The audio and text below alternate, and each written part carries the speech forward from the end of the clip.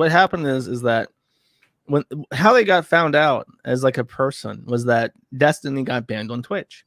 And he got banned on Twitch, and he went to Twitter and he said, he retweeted or posted a screenshot of Keffals saying, "Ha ha ha ha ha! I took away your primary source of income. Ha ha ha ha ha! You know, suck my neo veg or whatever the fuck." It was like word for word. Not, I mean, that second part was made up, but it was like basically bragging that he had deplatformed Destiny and was bragging about the fact that he took money from his pockets. And Destiny retweeted this and just said, "Yo, this shit's whack."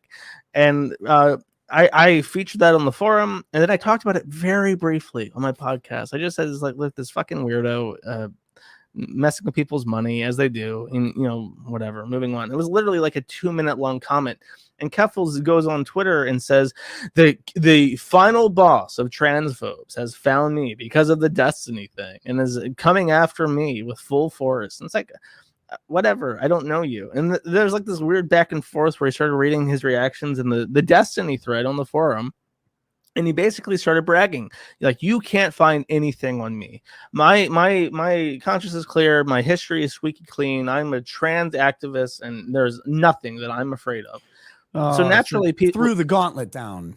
Yes. And like I say, anytime you tell the internet you can, or I don't say the internet. I say anytime you tell the world, you can't fuck my shit up, you will be astonished. You will be amazed as the world bends and contorts to fuck your shit up immediately.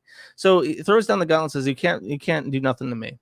Thread goes up, and then it's just an astonishing rate of how quickly Keffals is deleting shit, how quickly stuff gets found out, and then there's revelations of like the porn shit that comes weeks after the fact. The Catboy Ranch shit comes out after the fact. Then like his old roommates from college join and say like, "Yeah, he's always been like a weirdo," and it's like all this shit, and it's like you told us, you specifically told us and authorized us to dig through your past, saying that there would be nothing of interest to find, and you were completely wrong.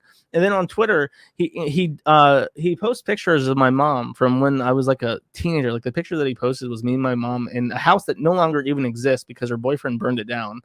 And he's accusing her of being a terrible woman because she was arrested for resisting arrest, which is the funniest thing in the world. How do you get arrested? I was supposed to ask you about this. Yeah, I'll explain. Yeah. But your mom he throws this out hilarious. And he's just like ranting, and it's like, of course, because anytime a deranged pervert like this picks a fight, they will always, like with Ralph always tries to find the nearest woman to start beating on, because that's his that's his boxing weight. Well, I got these hands, Josh. I got these hands, you broke dick. But then I pointed this out in like a Telegram message. It's like, of course, the incel Indrag is going to find the closest woman, the only woman that he can find in association with me, and he's going to go after her instead of me, because that's like what they do. And then he says like, "Well, you laughed when my mother was doxxed and forced to close her Facebook account." Like, no, dude, I just pointed out that you ushered a threat to the world.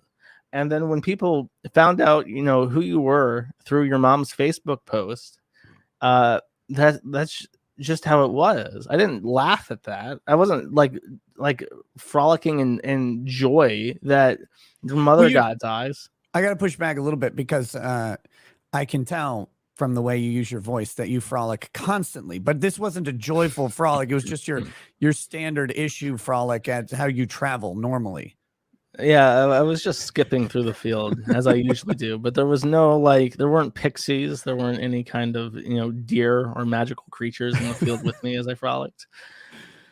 But no, it's just like, bro, I don't have any beef against your fucking mom. I'm not telling people to do this. It's like you're deliberately provoking people, and then when people like push back or anything bad happens to you, you use this to further your victim campaign to try and shut down a site. And I guarantee you, this is the ultimate crux of this, is that I don't think for a second that Keffals gives a fuck about the Kiwi farms. I'm sure that he would wish that some of that information would go back into the memory hole. But as far as like effect on my life, no, probably not much at all. I think that all it is that if the site were to go down, Keffals would wear that as a badge of honor for the rest of his life. I shut down a hate site. You should really listen to me. I'm a serious trans person, and I do serious things. I'm like a I'm like a gray hat activist, like anonymous and shit. And I got this site shut down. And it's like he doesn't give a fuck about whatever he says he does. It's purely like a political maneuver. Like I was involved in this great thing that you should really find impressive. Well, it's performative activism because that activism is the currency, right? Like one, it's legitimately turned into currency through YouTube and Twitch for Keffals, right? Like that shouldn't be a mystery. You can make a decent amount of money on social media. He made $100,000 off it already.